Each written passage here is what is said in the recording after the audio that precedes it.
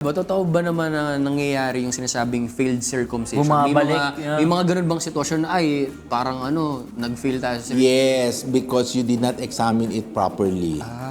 Anong nagiging problema? Anong ibig sabihin? Hindi pa retracted yung foreskin, napilit ang pag-surgery, maliit pa yung male organ, tapos may phimosis, may infection, kasi usually may infection kaya nagsi-circumcise.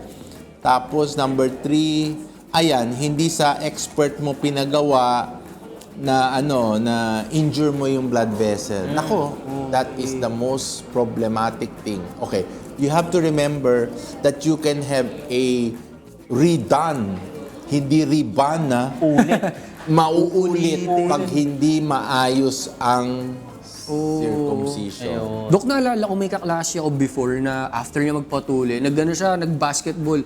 Ang nangyari, natanggal yung tahi ng kalahati ng pagkakatahi. So yun, niredan ulit siya. Bumukas kasi yung sugat. Dok. Diba? Kaya nga, given the fact na na-circumcise ka, 1 week is sufficient enough for healing and wag naman mamadali. Diba? There's nothing to be Tama. quick about. Dok, sa mga klase naman ng circumcisions, kasi maraming klase, iba't iba Naalala ko dati, nung dapat mag-circumcise ako, may mga options ng laser, may mga options kung ano-ano. Ano po ba yung advisable? Or ano po ba yung mga options? At ano yung May advisable? dorsal slit, yung simple lang. Yung mga May cut-cut, Doc, coronal, yung coronal, tatanggalin mo konti yung skin.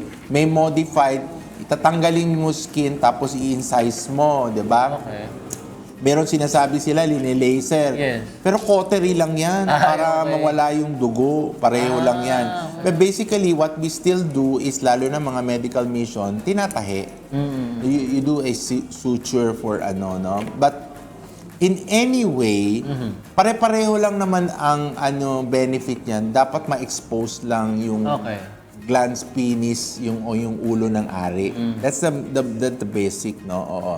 Now, ngayon kasi ina-advocate na hopefully matira yung skin because the skin has nerve and blood vessels which can be used later on for fertility and reproductive aspect. Purpose pa rin May siya. purpose pa rin. Hindi yung tatanggalin na lang, sayang. Hindi, sayang. Iba't ibang procedure. Pero Doc, sa mga syempre sa mga boys dyan na perfect na yung age nila Mga or ready parents na, na sa mga balak parents nilang din na gustong magpatuli ang kanilang mga anak, saan po ba sila pwedeng pumunta?